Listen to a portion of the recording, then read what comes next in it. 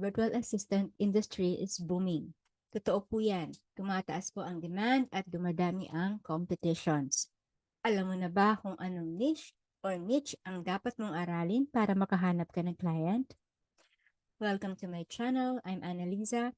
I am not a virtual assistant coach. I am an experienced VA and my goal is to give you tips, tools, and tutorials to help you start your virtual assistant journey. So the online space and the virtual assistant industry is absolutely booming, which is amazing kasi mas dumadami ang demand para sa mga tulad nating mga virtual assistant. Yun nga lang, parami na rin ang parami ang mga nagnanais maging VA. So dapat mag-stand out from the crowd ka to ensure that you can get clients and make money in your business. So unang-unang dapat alam mo kung ano ang niche ang dapat mong aralin or niche na dapat mong aralin. So alam ko marami sa inyo ang hindi pa talaga alam ano nga ba yung niche, ano nga ba yung niche na dapat pasukin mo. So para matulungan ka sa pagde-decide, gumawa ako ng list ng top 10 niches for aspiring virtual assistant for this year 2023. So what are those that include in my list? So ang mga niches na ito, these are these high-paying niche po ito. Hindi ito yung mga, baka mapansin mo mamaya wala dito yung ibang niche na alam mo. Kasi this list, it is high-paying niches for this year. Okay, we have on the first is the executive virtual assistant. Then second is the customer relations manager. Third would be the social media manager. Fourth would be the paid traffic ads manager. Fifth would be podcast manager. Sixth is the tech and automations expert. Seventh is the community manager. Eighth is the content manager. E-commerce virtual assistant is the number 9. And the last on the list is the Pinterest manager. Okay, number 1 is the executive virtual assistant or EVA. So, what is executive virtual assistant? This is a highly skilled administrative professional who provides remote support to executives, entrepreneurs, managers, and other busy professionals. So take note of the word highly skilled administrative professional. So when you say highly, talagang marami pong alam gawin ng isang executive virtual assistant at jack of all trade po ang isang EVA. Okay, so what are the tasks nga ba na kasama o ginagawa ng isang EVA or executive virtual assistant? Okay, number 1, you manage email and calendar. You provide administrative support. You manage social media. You provide research and analysis.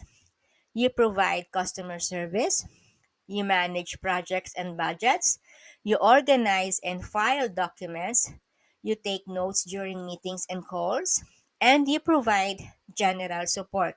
So, yung po yung task na and responsibilities o ilan sa mga task and responsibilities ng isang executive virtual assistant. So, bukod dyan, out of those tasks na yon, narito naman yung mga tools and softwares na dapat mong alamin or may alam ka na dapat kung talagang gustong maging isang EVA. So, you need to know communication and collaboration tools. So, nandyan yung email clients, instant messaging tools, and video conferencing software. So, hindi ko na po i-elaborate yung mga tools na ito kasi magkakaroon tayo ng ibang separate tutorials about those tools. So, inilist ko lang po dito para may idea ka na kung ano yung isi-search mo sa Google o isi-search mo sa YouTube na dapat alam mo na yung mga tools na yan. Communication and collaboration tools. Next would be productivity and project management tools. So, nandyan yung project management platforms like Trello, ClickUp, Asana, note-taking apps like Evernote and OneNote, and time tracking software. Next with the tools is the calendar and scheduling tools. So, dapat alam mo yung mga calendar apps like Google Calendar, and then appointment scheduling like Calendly. So, dapat may alam ka sa mga software na yan. Next would be document collaboration and storage. So, cloud storage services like Google Drive, Dropbox, OneDrive, document collaboration tools like Google Docs, Microsoft Office. So, dapat alam mo na yung mga yan. And then social media management tools, though may mga client na meron silang separate social media manager, hindi masama na bilang isang EVA or Executive Virtual Assistant, may alam ka na rin sa mga social management tools like social media scheduling apps, then Hootsuite, Buffer, Planoly, social media analytics tools like marami mga analytics tools, Sprout Socials, yung mga yan. And then video and audio editing software. So bilang EVA, lalo na pagka may mga video and audio material si client na kailangang i-edit, minsan papa-edit niya sa'yo yan. So dapat may alam ka nang gamitin sa mga video editing software like Adobe Premiere Pro. Ang Canva, meron na rin siyang video editing, um, kaya na rin niya mag-edit ng video. Um, CapCut, InShot, mga yan, DaVinci Resolve, and then audio editing like Audacity, Adobe Audition. So, ilan lang yan sa mga tools and softwares in video and audio editing. Okay, next would be password manager. So, dahil may times or madalas kailangan mong mag-log in sa mga social media accounts or mga apps, mga website na may mga password ni client, so kailangan niyang i-share sa'yo yung kanyang login credentials. Pero, na hindi mo nalalaman yung password. So, secure yung kanilang password. So, gumagamit sila ng mga password management tools like LastPass and 1Password. So, kung ako sa'yo, isa yan sa mga unang-unang dapat mong alam. At unang-unang dapat meron ka na. So, LastPass. Next would be remote desktop and collaboration tools. So, may times na may client na kailangan niyang i-access remotely yung, pero hindi nangyayari yun eh. Ang nangyayari nga bilang EVA is yung ikaw mismo, kailangan mong i-access remotely yung computer ni client. Like, meron siyang ipapagawa sa'yo sa computer niya. So, kailangan may alam ka sa mga software na yun like TeamViewer or AnyDesk. So, yan yung mga yan. Ilan lang sa mga software na pwedeng makatulong sa'yo. So, tips bilang if you want to be an EVA, so dapat you are organized and efficient. You are proactive, So, tips para kung gusto mo talaga maging EVA, successful EVA, you need to be organized and efficient. You need to be proactive and you take initiative.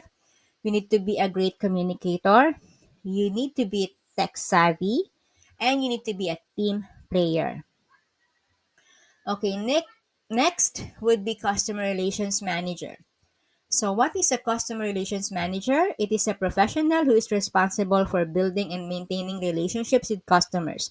They do this by resolving customer issues, gathering and analyzing customer feedback, and developing and implementing customer service policies and procedures. CRMs also train and manage customer service representatives, monitor customer satisfaction levels, and promote customer loyalty. So what are the tasks?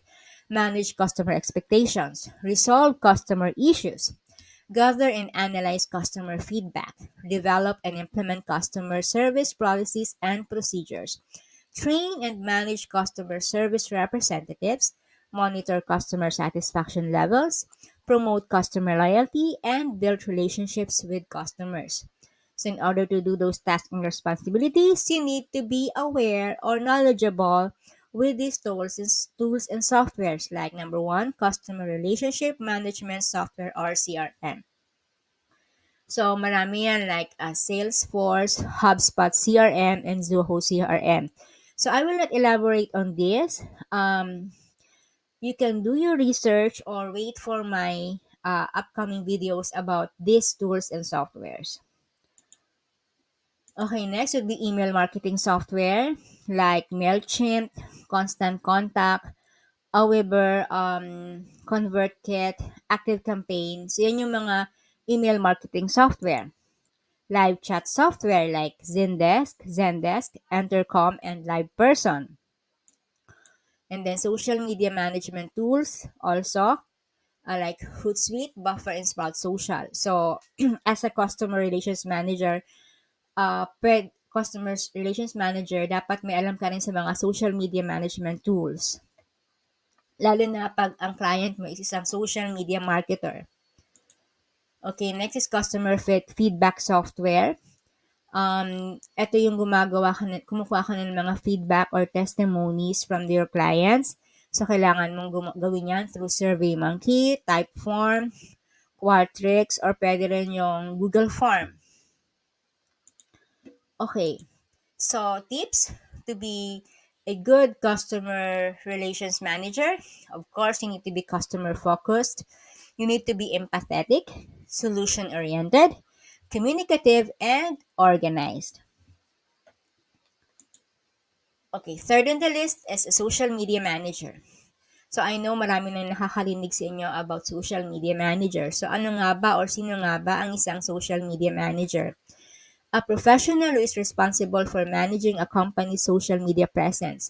They do this by creating and scheduling content, engaging with followers, and measuring results. Social media managers also work with other departments within the company to ensure that social media is aligned with the company's overall marketing strategy. In order to do that, these are the tasks and responsibilities of a social media manager. First, you need to define the company's social media goals. So, ano yung goal ni client? Next, you need to research your target audience. Sino yung ideal customer ni client na tina-target niya? You need to create engaging content, schedule those content, and then engage with your audience, reply to the comments, answer questions, then measure your results, optimize your content, stay up to date on social media trends, use social media advertising, and work with other departments. So, what are the tools and softwares needed by the social media manager? First, of course, is the social media management platforms. So, nabanggit ko na kanina yung HotSuite, Buffer, Sprout Social, Planoly, ano pa ba? Marami pa. Maraming mga social media management platforms na masi-search mo sa Google. Okay, next. Content creation and design tools. So, dapat may alam ka sa Canva, Adobe Creative Suite. So, pag yan gumagawa ng mga images, mga visual content for social media. Social media analytic tools. So, you need to be aware dun sa mga analytic tools like Sprout Social and Buffer Analytics. Social media advertising platforms. Kung sakasakali na paggagawan ka ng Facebook ads or Twitter ads ni client, dapat may alam ka na sa mga Facebook ads manager for Facebook and Instagram ad campaigns, Twitter ads, LinkedIn campaign manager, Pinterest ads, YouTube ads, sa mga yan. Next would be tools and softwares next sa tools and softwares would be hashtag research tools. So, kailangan alam mo yung mga proper hashtag na gagamitin mo sa yung mga social media post. So, gagamit ka ng Hashtagify or right tag. Maraming mga hashtag research tools dyan. So, ililist din natin yan on our next upcoming videos. Next would be video and editing tools. So, kailangan may alam ka din sa natural pag gumagawa ng mga video and video materials si client. Kailangan marunong ka mag-edit nun, mag-repurpose, like kukuha ng reels out of the long form video. And then social listening tools. So, mention, monitor social media mentions, and brand conversations in real time. So, yung mention, mino-monitor niya kung ilang beses na at-mention yung brand ni client or si client sa ibang social media. And then, brand watch provides in-depth social listening and sentiment analysis. So, ito yung, inaalam nito yung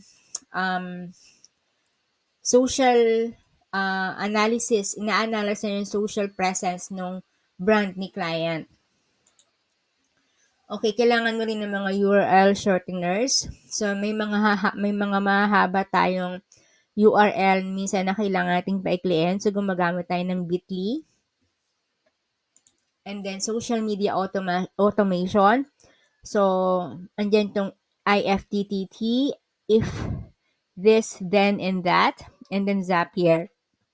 So it helps you to automate workflows. So, yung mga yun, may mga trainings yan sa Google at sa YouTube. Okay, next would be community management tools, Agora Pulse, Sprout Social.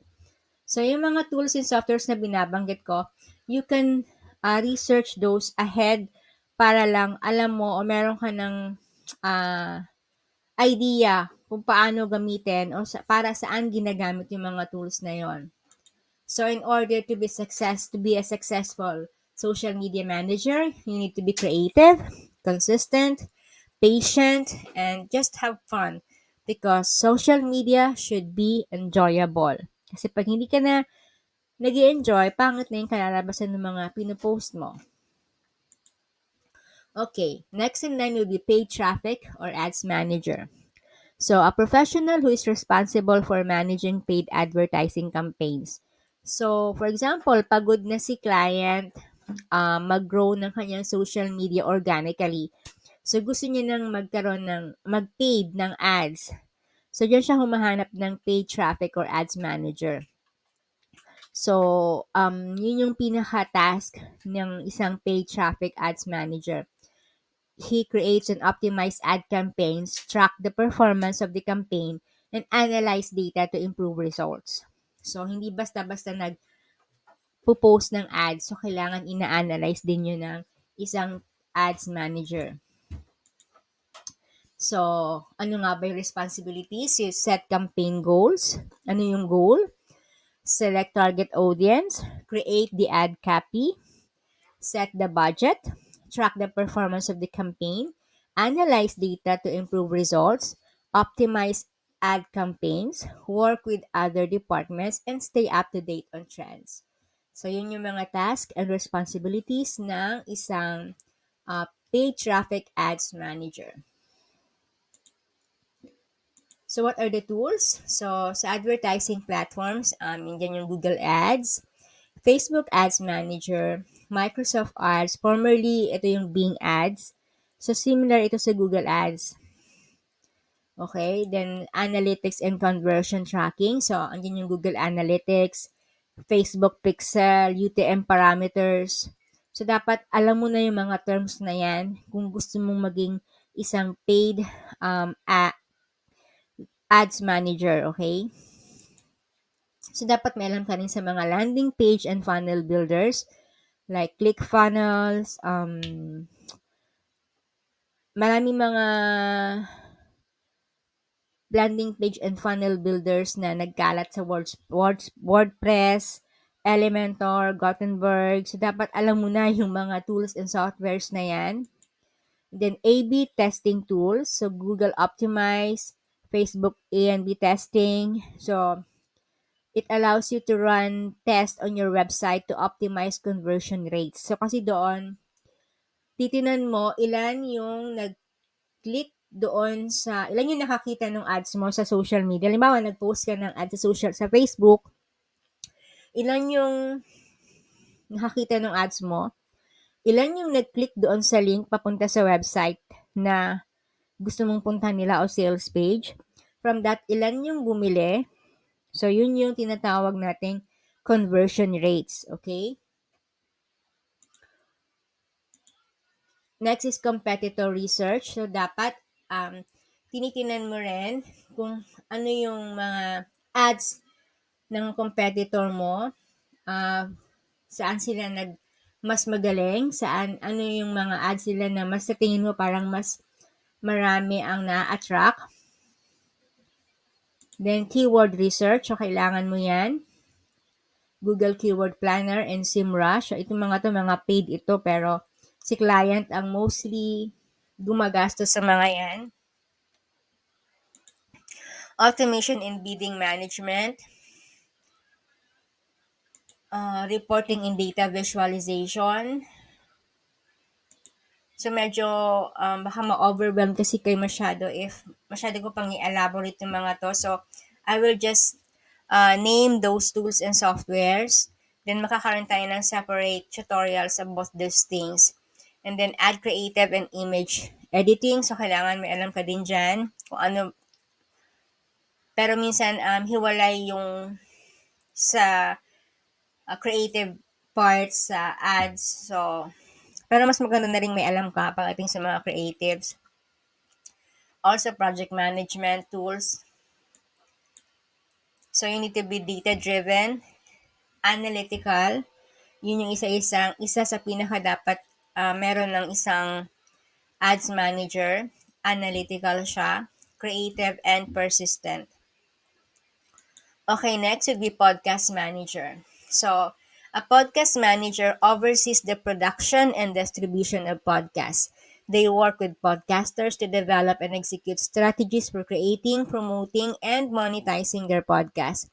Podcast managers typically have a background in marketing, audio production, or business development. So, ano ba yung ginagawa ng isang podcast manager? Work with podcasters to develop podcast concepts and outlines, oversee the production of podcast episodes, promote the podcast episodes, monetize, and manage podcast finances, manage podcast distribution, work with other departments, and stay up to date on trends.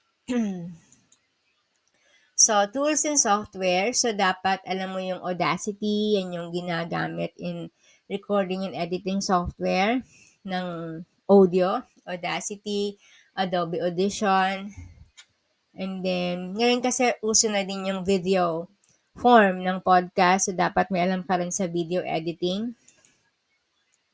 So, ito sa recording equipment, kailangan may alam ka tungkol sa mga microphone and headphones para kaya mong magbigay ng recommendation sa client mo. Podcast hosting platform. So, dito hino-host yung mga podcast para i-distribute sa Spotify, sa iTunes. So, andyan yung Libsyn, Podbean, Buzzsprout, Acast, Anchor. So, marami yan. Podcast hosting platforms. Napakarami yan. And then next, content management system. So, dapat may alam ka sa WordPress. So, dito kung gumagawa ng blog post si client about his podcast episode, so dapat may alam ka sa WordPress. Transcription services. So, dapat minsan kasi madalas ikaw ang gagawa ng show notes, transcribing.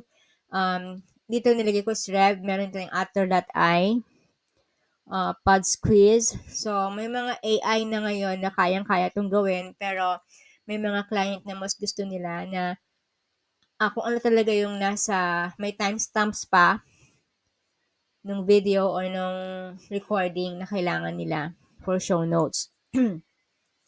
Podcast analytics and statistics. So, dapat alam mo kung ilan download ng episode, makikita mo kung ilan yung nakinig. So, dapat alam mo gamitin yung Chartable and Podtrack. Social media management. So, kailangan, kasi minsan, as a podcast manager, ikaw din yung magpro-promote ng episodes sa mga social media platforms ni client. So, gagawa ka din ng social media content or post para i-promote yung episode na ginawa mo. So, dapat may alam ka rin sa graphic designs and visuals. Email marketing kasi mostly kailangan mong i-promote yung episode sa email list ni client. So, gagawa ka ng email para i-drive sila to listen doon sa podcast episode na nirelease ni client. So, kailangan mo ng project management tools kasi para nakikita kung kailan, doon kayo mag-uusap ni client kung ilan na yung episode, anong episode na post na ba, ano pa ba ang kulang. And next is collaboration and communication. Diyan din, bukod sa project management, meron tayong Slacks, doon kayo mag-uusap. Podcast promotion and marketing. So, katulad ng sabi ko, kailangan mong i-promote yung podcast episode ni client sa iba't ibang social media platforms. Okay, so you need to be passionate about podcast. You need to be good at working with people. You need to be detail-oriented and be patient. So, isa pa sa task ng isang podcast manager kung halimbawa nag-i-aim si client na magkaroon ng guest. So, hahanap ka ng guest for the podcast or The other way around, kung gusto ni client maging guest sa ibang podcast, so kailangan ma-book mo siya na maging guest sa ibang podcast. So kasama rin yun sa task ng isang podcast manager. Okay, the other niche is the tech and automation expert. So these are the professional who specializes in the design, implementation, and maintenance of automation solutions. They work with businesses to automate tasks that are currently performed manually in order to improve efficiency and productivity. So ito medyo advanced itong tech and automation experts. So dito kailangan maalam ka sa mga IT terms or computer terms. So the task and responsibilities would be identifying and automating manual tasks, designing automation solution, implementing automation solution, monitoring and maintaining automation solution, training and supporting users, staying up to date on trends, collaborating and with other teams, communicating with stakeholders on documenting automation solutions, and managing risk. Okay, so ito medyo advanced kasi ito. So inilist ko na lang yung mga tools and software like Zapier and Integromat for workflow automation platforms. Um, Programming languages, so kailangan may alam ka sa mga programming languages. So, pag ikaw ay graduate ng computer programming, so pwede kang maging automation, tech and automations BA. So, andyan yung task and project management tools, kasama din web scraping tools, cloud platform and services, API integration and management. So, API, pag nagko-connect ka ng different apps sa WordPress, database management systems, chatbot development, virtualization and containerization, version control systems, IT automation, data analysis and visualization. So, napakaraming tools na kailangang alam ang isang tech and automation experts. Okay, in order to be a successful tech and as automation experts, you need to be proficient in automation technologies. You need to be skilled in programming languages. You need to be able to think logically and solve problems. And you need to be able to work independently and as part of a team. Okay, seventh is the community manager.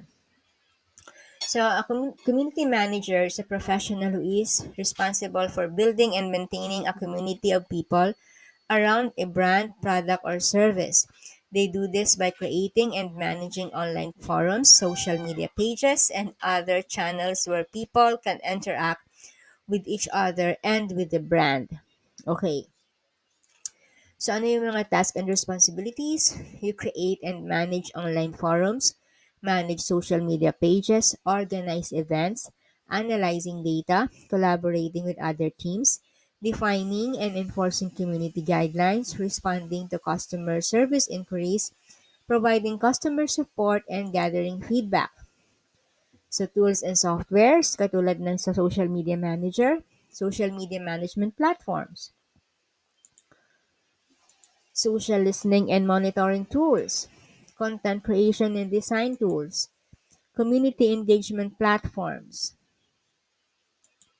project management and collaboration tools, email marketing and newsletter tools, data analytics and reporting, customer support and ticketing tools, community moderation and safety,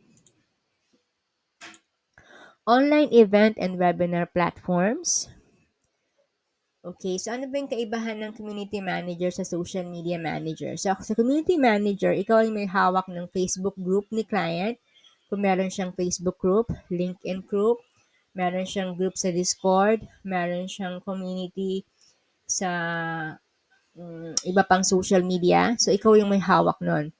Minsan gumagawa sila ng mga events sa Facebook page nila, sa Facebook group nila, ikaw din ang gagawa ng event na yon. So, dapat may alam ka sa mga platforms like Zoom, Webex, Microsoft Teams, for any hosting online events, okay, or webinars. So, dapat may alam ka sa mga yon. So, in order to be a successful community manager, you need to be passionate about building and maintaining communities. You need to be good at listening, need to be able to build relationships, to manage conflict, and to work independently and as part of a team. Okay, number 8, content manager. So, a professional who is responsible for creating, managing, and distributing content for a website, social media platform, or other online channel. They work with a variety of stakeholders to ensure that content is aligned with the brand's messaging, meets the needs of the target audience, and is optimized for search engines. Okay. So, yung content manager, iba yan sa social media manager, okay? Content manager, create, manage, and optimize the content, collaborate with teams, research and analyze data. They stay up to date on industry trends, plan and execute content marketing campaigns, measure and report on results, develop and maintain content standards, and train and mentor other content creators. Okay, pagka content manager ka, you need to know the content planning and editorial calendar tools. So, ano yung mga yan? Content creation and design tools, ayan din yung Canva. Content optimization tools, like yung mga SEO. Social media management platforms. Email marketing platforms. Content collaboration and communication tools. Content creation tools. Content performance, tracking and analytics, grammar and editing tools, project management and task tracking. So, in order to be successful content manager, you need to be passionate about creating and distributing content. You need to be good at writing and editing, be familiar with content management systems, be familiar with social media platforms, and you need to be organized and detail oriented. On the ninth spot is the e-commerce virtual assistant. Okay. A remote worker is who provides administrative, technical, or creative assistance to e-commerce businesses. Their duties can range from customer service and order processing to social media marketing and website management. So medyo malawak din ang e-commerce virtual assistant. So tasks and responsibilities, customer service, order processing, product research, social media marketing, website management, email marketing, data entry, bookkeeping, administrative tasks, and project management. So, e-commerce platforms, nandyan yung Shopify and WooCommerce, Amazon. So, yan yung mga tools and softwares na dapat may alam ka if you want to be an e-commerce virtual assistant. Inventory and order management. So, may mga tools dyan na kailangan ng isang e-commerce virtual assistant, customer support and communication, product listing optimization, product photography and editing, email marketing platform, social media management tools, analytics and reporting, accounting and finance, data entry and content management, project management and task tracking, e-commerce security, yung mga SSL certificates, dapat alam mo kung ano yung mga yan. So, in order to be an e-commerce virtual assistant, you need to be passionate about e-commerce and customer service.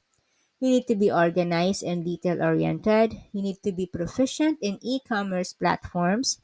You need to be familiar with social media platforms. And you need to be able to work independently and as part of the team.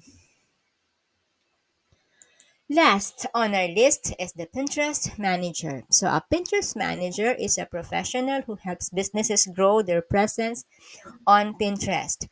They do this by creating and managing Pinterest boards, optimizing pins for search, and running Pinterest ads. Okay, ang Pinterest Manager, hindi po siya katulad ng social media manager because a Pinterest Manager is not a social media. It's, it is a search tool, okay? Hindi po siya social media na katulad ng Instagram or Facebook. Ang Pinterest, may tutulad mo siya sa YouTube tsaka sa Google search. So, it is one way to search for things is through Pinterest. So, ano yung mga tasks and responsibilities ng isang Pinterest manager? You create and manage Pinterest boards. You optimize pins for research, for search. You run Pinterest ads. You report on results. You collaborate with businesses. You research and analyze data. You stay up to date on trends, create and manage content, manage Pinterest accounts, and provide support. Okay, ano yung mga tools? So, meron tayong Pinterest Analytics. Nandun po yan mismo sa Pinterest account. You need to track, makikita mo dun yung performance ng pins, ng boards, at engagement ng audience. Pinterest is scheduler and management platform. So may tinatawag tayo yung Tailwind. Tailwind, yan yung sikat sa mga Pinterest manager, yung Tailwind. And then Buffer. And then sa image creation ng mga pins, kailangan may alam ka sa Canva. Yun usually ginagawa yung mga pins sa Canva. And then Pinterest SEO and keyword research. So dapat may alam ka sa keyword use din kasi gumagamit ang Pinterest kasi more on keyword and SEO yan. So, kailangan may alam ka sa mga yan. Pinterest group boards. So, sa Tailwind, may tinatawag silang Tailwind tribes. So, doon kasi nagpo-post ka, yung pin mo, nire-repost mo sa ibang group boards, tapos nagre-repost ka din ng pin ng ibang Pinterest accounts sa board mo or sa group boards. Okay, content creation tools, kailangan mo din yan.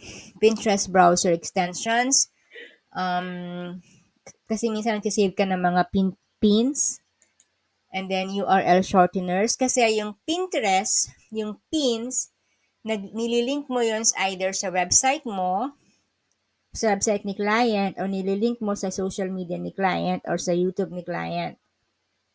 So, minsan kailangan maigsi lang yung URL na gagamitin mo. So, kailangan mo rin ng URL shorteners like bit.ly.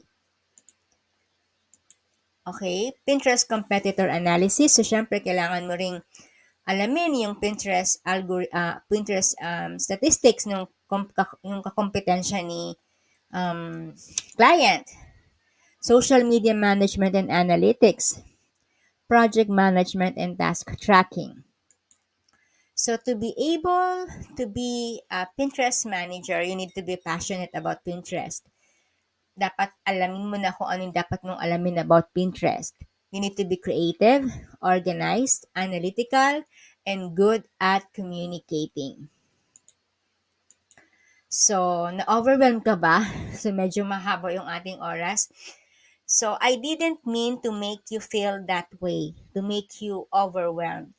So, use this list po to discover your niche. Paano?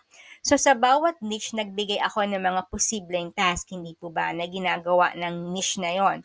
Nilagay ko din doon yung mga posibleng tools and softwares na dapat ay alam mong gamitin or may idea ka paano gamitin.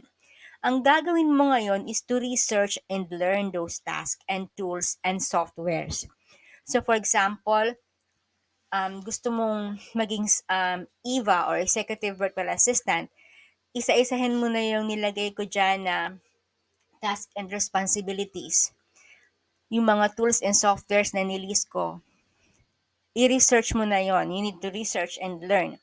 Nagdagdag pa ako ng mga tips or attitudes na need mo para mag-succeed ka sa niche na napili mo. So, isang niche lang ang pipiliin mo. Ask yourself saan ka magaling. If di mo alam, ask your family, your friends, your coworkers kung saan ka magaling. Or check the list that I provided here. Saan yung sa tingin mo nagising ang interest mo to learn, yung sa tingin mo kaya mong aralin at gawin. So pag wala kang alam sa IT, I will not push you to do the automations. Okay? Um, if wala kang, hindi ka ganun kagaling sa creatives, I will not push you to be a social media manager or a paid ads manager. So if wala po dito sa list yung niche na hinahanap mo, ma'am, hindi ko siya nakasama sa top 10 na nabanggit ko. So malamang may sasama siya sa ibang list na gagawin ko pa. Kasi ito nga, top 10 po ito. These are the top 10 high-paying niche na na-research ko. So, may ginawa po akong PDF version nito. Pwede mong i-print or para gusto mong basahin ulit. If like mo po ng copy, so free po ito, pero may favor lang po ako na hihingiin. So, pa-like and subscribe po ng aking YouTube channel at pa-follow po sa FB page ko. Yun lang po. So, mahirap pong gawin itong video presentation, mahirap pong gumawa ng PDF. Nag-research pa po ako. So, hindi ko po siya binibenta. This is not a paid course. The PDF as well is not for sale. So, para po makuha po yung PDF, pasend na lang po ako sa email ko ng screenshot na subscriber ka sa YouTube channel ko at follower ka sa page ko. Then I will send po the PDF through email also. So just send me the email at va.annalizamendoza@gmail.com. So paano, hanggang dito po muna tayo, and I hope kahit mahaba, inintindi po nating mabuti yung ating video. And if you want the PDF, just let me know. Thank you! If you learned something from this video, please do share po sa mga kakilala nyo na nais maging virtual assistant or nag-a-aspire maging freelancer. At kung hindi ka pa po naka-follow sa aking Facebook page, please do follow and mag-subscribe na po kayo dito sa aking YouTube channel. Salamat po sa panonood and may God bless us all.